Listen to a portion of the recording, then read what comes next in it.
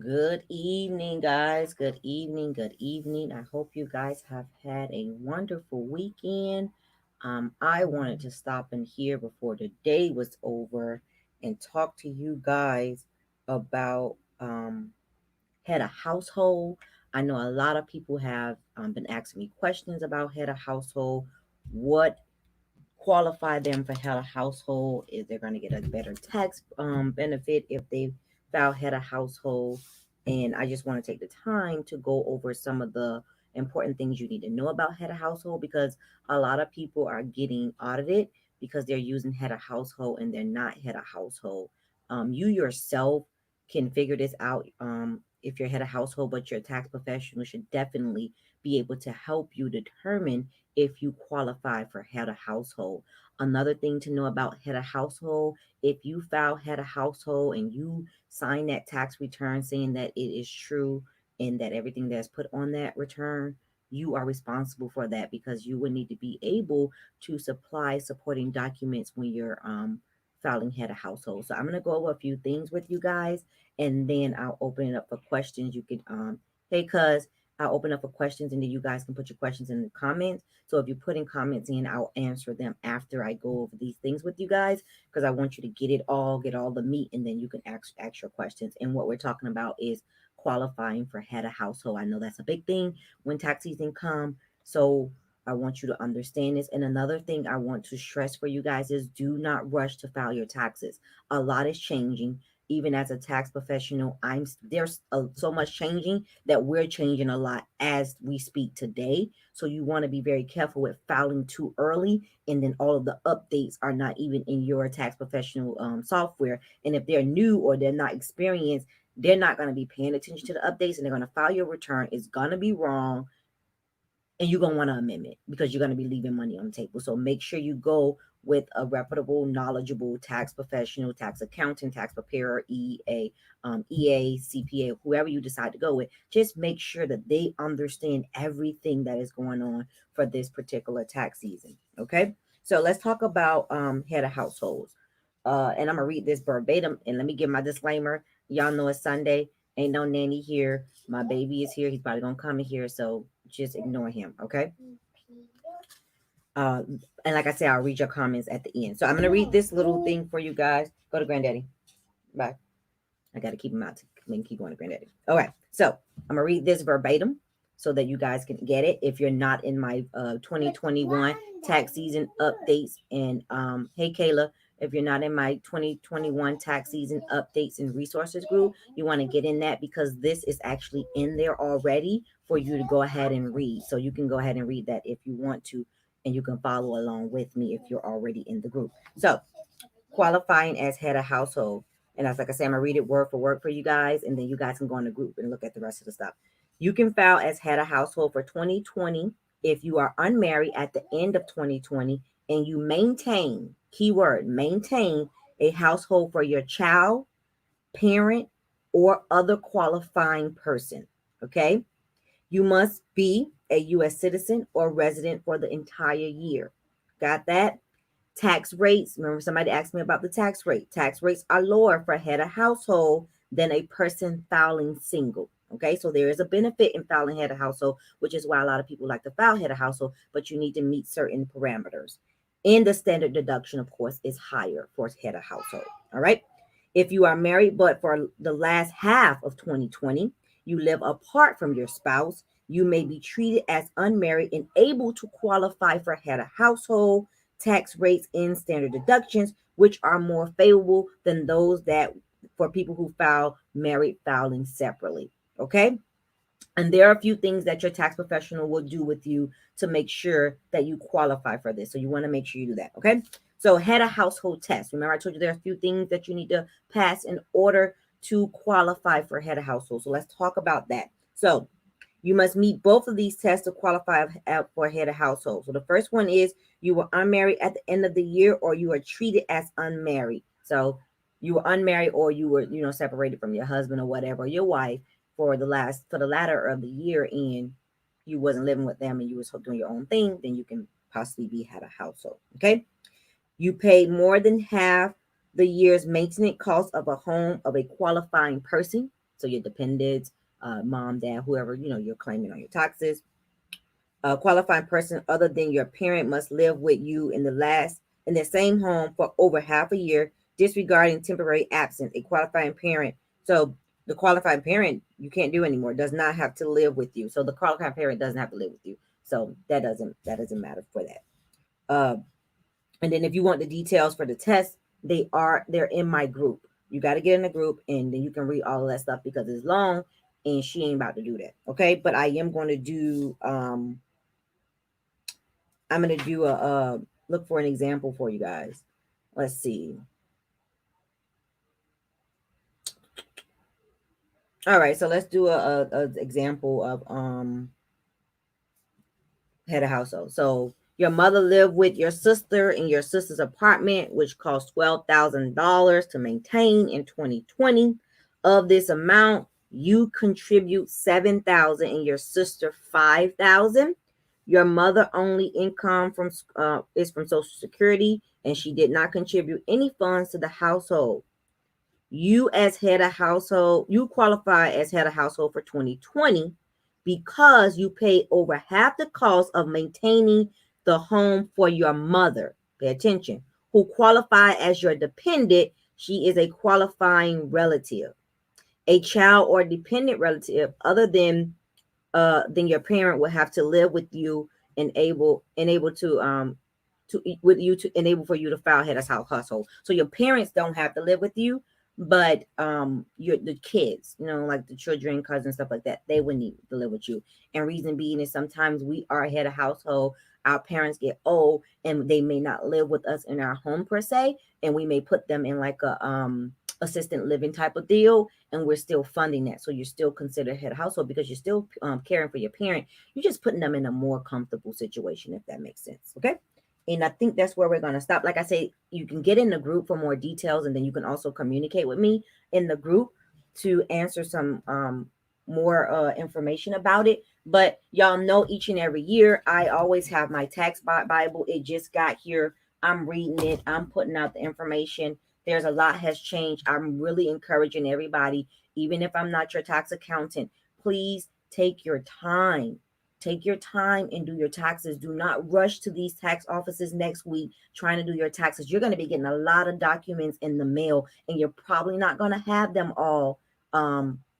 You're probably not going to have them all by next week. Okay. So take your time, get a folder and put tax 2020 and start getting everything that's going to be coming to you. Because if you got the stimulus check, you're going to be getting a form for that. That needs to go on your tax return. If you didn't get your stimulus checks, there's things that we need to be doing for you as your tax professional to make sure you get that benefit if you qualify. So please do not just be running to any and everybody that want to do taxes. I'm a tax accountant. I'm an accountant. This is what I do for a living. I just want you guys to be okay. Don't run to the first person. Listen, anybody that's telling you that they can get you double in your stimulus, that's a lie. Okay, the IRS already know how much they gave you. So tell your tax preparer what was entered into your bank account or what check you got, because they already know. And if you do that wrong, that's on you. You're gonna have to bite that bullet, and then your tax professional may even get in trouble. So just be careful with y'all trying to rush these taxes, because this year is going to be different and you might have some issues. One thing I'm going to do before I answer the last question, open up for questions, I want you to understand this, and we'll probably talk about this later this week. Earned income or additional child tax credit. If you are someone that will be getting that and you file your taxes this week, okay, listen to me. You file them taxes this week, you will not get those taxes in 21 days. You're going to get your tax refund in the end of February, early March, regardless if you filed them yesterday, today, tomorrow, or next week.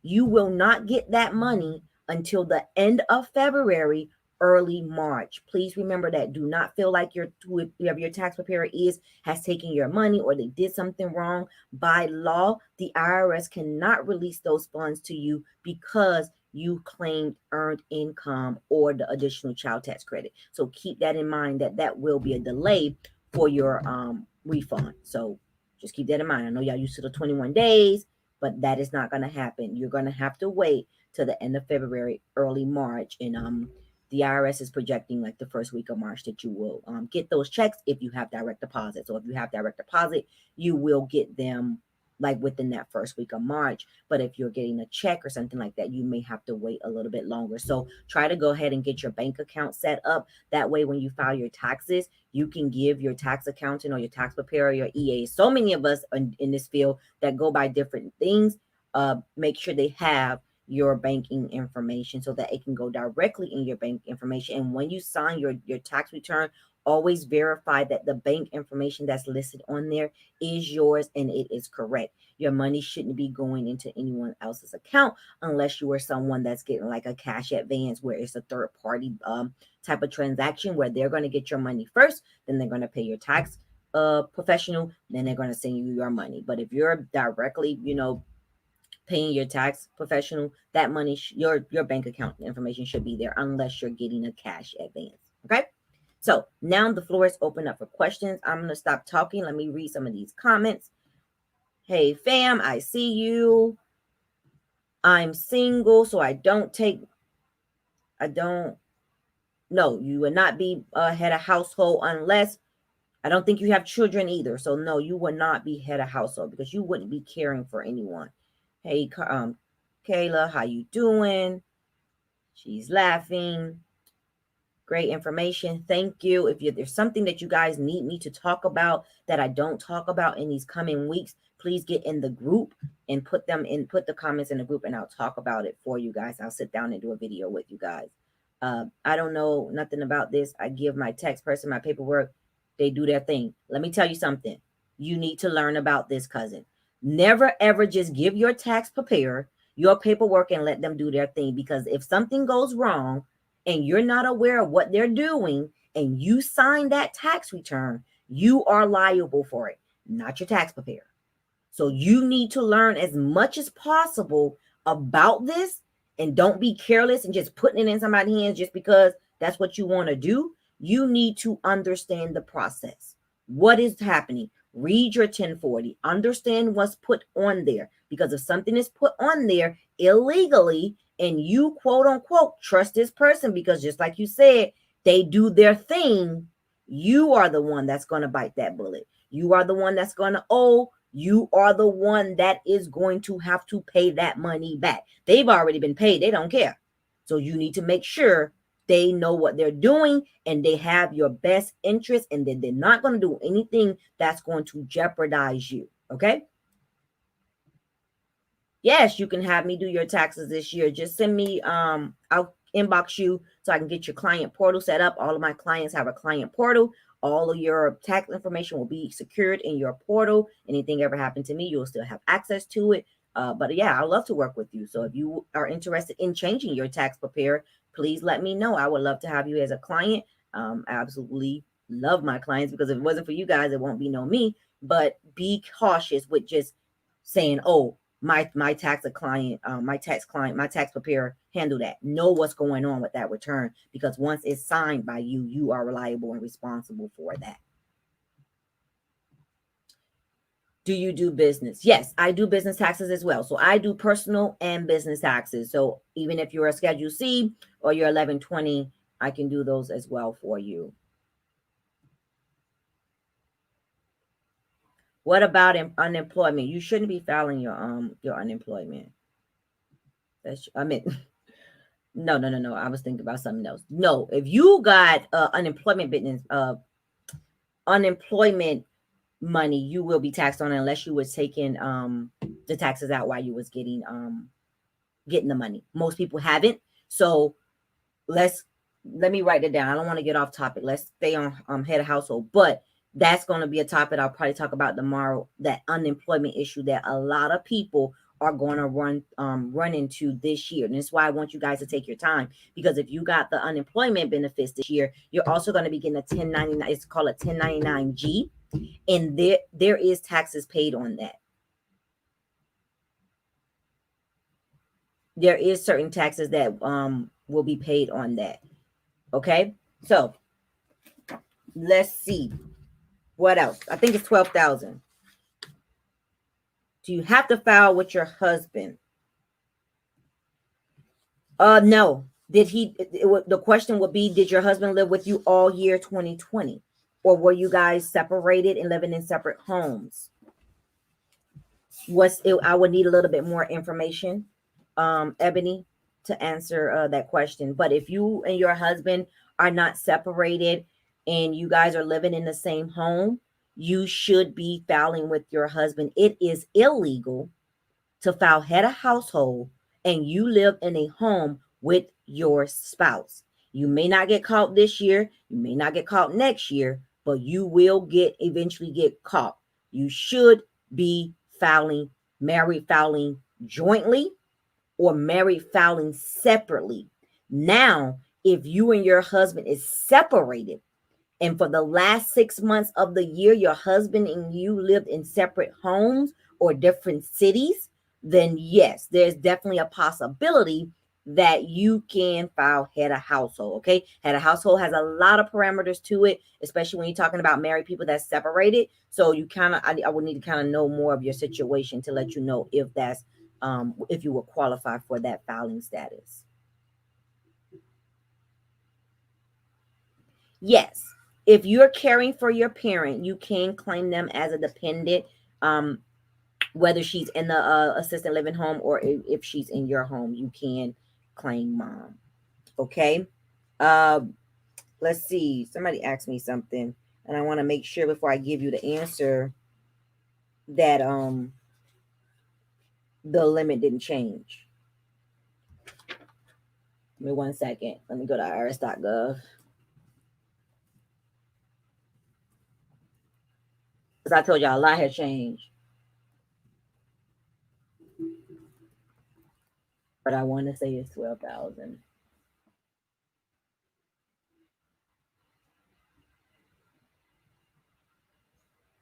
Okay.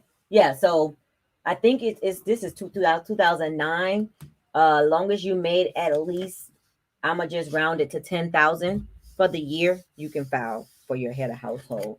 I think, but I think that has changed. Like I say, I'm gonna have to get in here and make sure it didn't change. So I don't want to give you the wrong answer.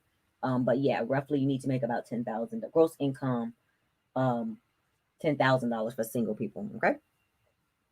Any more questions? Any more questions from you guys? We're talking about head of household. I want to stay on topic. If there's something that you want me to talk about that I'm not talking about today or I haven't talked about in the past, please put them in the comments. For the people that are new to my lives, that's on my Precious Hodge profile as well as the Boss Supporting Businesses group.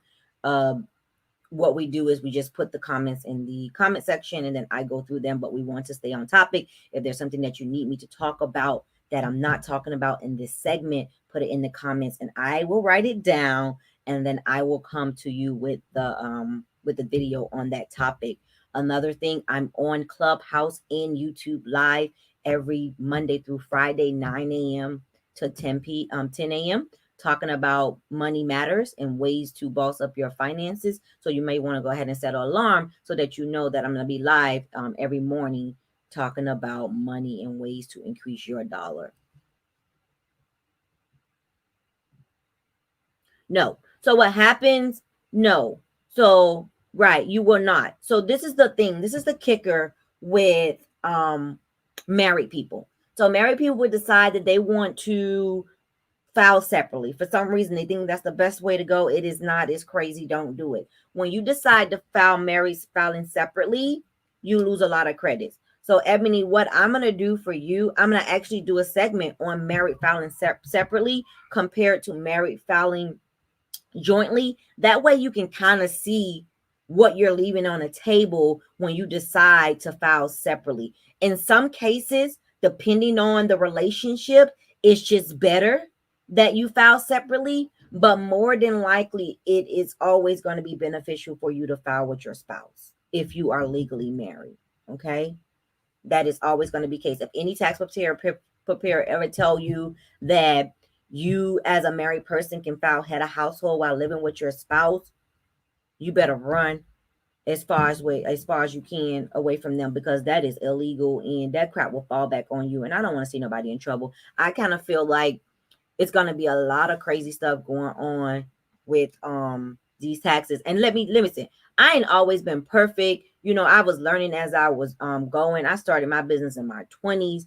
I made a lot of mistakes. I've gotten those little letters, where IRS was like, okay, I need you to do this better, this better. I know they be watching you. Been there, done that, seen it, and I just, follow directions. Do what the people tell me to do. They tell me don't do that. I ain't doing that. They tell me to get this. That's what I'm gonna get. You're gonna be if you're gonna be filing head of household, more than likely, if your tax preparer know what they're doing, they're gonna be asking you for a series of documents like light bills, lease, things like that, just to qualify you, to make sure that they're not putting you in a filing status that you don't qualify for, and then later on it comes to bite you in the butt. Because what can happen is you can file that tax, head a household, you pay your preparer either upfront out of your check, they get paid. Now a year later, you're audited. You wasn't supposed to be filing head of household. Now you owe that money back because the IRS has redone your tax return and put you in the correct filing status, was probably single or probably married, filing separately, and now you owe money. So don't get yourself in a situation where you end up owing them people back their money. You don't want to do that. Go to a reputable tax preparer. Ask people what their credentials are. What is your background? Anybody know me? My background is accounting. I got a BA in accounting, finishing up my MBA. I'm CPA certified. I have real estate experience, business tax experience. I know what the heck I'm doing. I'm not somebody that sell clothes, but then on the side, I want to do taxes during tax season. This is my profession. This is what I do. I take my career very seriously. I'm studying all day, all year, learning what I need to learn to help my clients. So, and I'm open all year. I'm not that accountant that is open only during tax season. When April 15 come, the doors are closed, you bring in the phone and you can't find nobody. That's not what I'm doing. I'm here to help you guys build a better financial future. And I just want you to be very cautious with people who you're going with. Know their background. Know how they got into the tax business. Just because they in the tax business doesn't necessarily mean that they know what they're doing.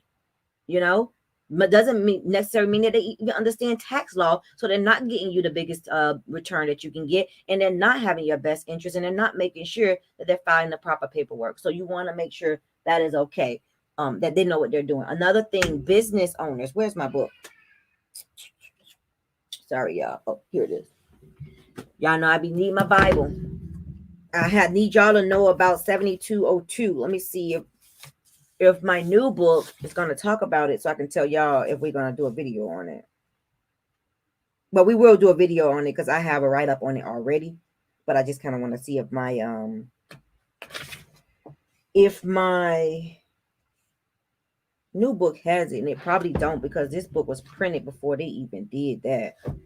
But that's fine. We're going to talk about that because there is a benefit for you guys that have that lost money in business due to COVID. So that is important for you. Ask your tax preparer about these certain forms. Like if you start rolling out forms on them and they looking like, I don't know, you might need to run, because they probably really don't even know how to fill that thing out by hand. I actually can do taxes by hand, believe it or not. Yeah, I'm kind of geeky, I know. But they probably can't even do your tax return by hand if that damn system failed apart, and then they can't even read a 1040 for you. All they know is what the system put out, because there are going to be some times that this year that your tax professional is going to need to know how to compute things by hand. And if they don't, whoo, I'm gonna pray for y'all. All right. So anybody that have any more questions, go ahead, ask your questions now or forever hold your peace, because I'm about to get out of here, because I do want to go to bed early tonight, because I know this week is going to be crazy. People are going to be getting their W-2s. Y'all acting real W-2-ish. Okay. Y'all gonna be getting these W-2s, bringing up my phone. Listen, my office is open Sunday through Saturday. Do not think because you call my office, you're going to get me. You might get my receptionist, and that is okay. Please leave a message with them. They will get it to me. I have a full office. So that's what they do. That's their job. So talk to the people and give them your information. Yes, Ebony, you can go ahead. Let me give you the link. I'm going to put the link in the comments. You can set your tax consultant here with this link, and then we can talk about your issue on one-on-one. Yeah. You want to go ahead and click that link and schedule your appointment. Anybody else that wants an appointment, you're a free tax consultant, consultation, you can click that link and set it up with me, and then we can talk about your situation personally. I definitely don't want to talk about your situation on a live platform, so don't put too much information on here for me, please. I'm very big about confidentiality when it comes to my clients. If you notice, I don't tell people, a lot of people, who my clients are. I can be in the same room with my clients and you wouldn't even know. They would know, but I wouldn't tell because I'm big on confidentiality and my clients' privacy. So yes, get with me personally so that we can talk about your issues. Any more questions before I get out of here? We've been here for about 25 minutes and I didn't want to go longer than that. So that's about it. Unless I want to have a question, I'll stay here as long as you guys need me to, if you have any questions for me. But if not, I'm done talking. And we talked about head of household. Do you qualify for head of household? Please like this video and share this video if you are listening to me right now while you're watching, so that this video can reach the people other than yourself that needs the help. Do not be selfish, okay? Share this video with your friends and your family on your social media platform so that they can get the information as well. If you're not in my tax group, let me go ahead and put that in this as well for you guys so that you can get in, because I know y'all gonna be like, what a link for the group. Get in the group. I put so much information in that group, from even from grants and talking about the PPP, all that different stuff. Most of that stuff I'm not putting on my profiles or my pages because it's in the group. So you need to get in the group so you can get access to all of that information. And it is a private group, so you need to just click that link and then you should be able to actually join, and I'll let you in the group. But other than that, y'all, that's about it. I'll see y'all tomorrow in the morning. You guys that are new to seeing me on live like this, that's because we finally figured out how to add the other Facebook profile in the other group that we are part of. But we will be doing this each and every day. I will be going live, and then we'll be talking about tax things sporadically, because I don't know how often I'm going to be able to do that, with this season being probably like the most craziest one I probably ever would experience due to COVID-19. But I am not going to have a pity party with myself or self-sabotage. So I'm just going to keep learning what I need to learn so that I can make sure my clients get the maximum refund and that the IRS don't come messing with them. I will see you guys later. Thank you for joining. Thank you to all of my loyal supporters that always show up when I pop up live. I really appreciate you guys, especially you guys that's always sharing my videos. I appreciate that, because you guys don't understand. Even if you're not working with me, you sharing and liking my videos is supporting my business and growing it as well. So I do appreciate your support for that. All right. I'll see y'all later. Talk to y'all later. Have a great Sunday. Peace out.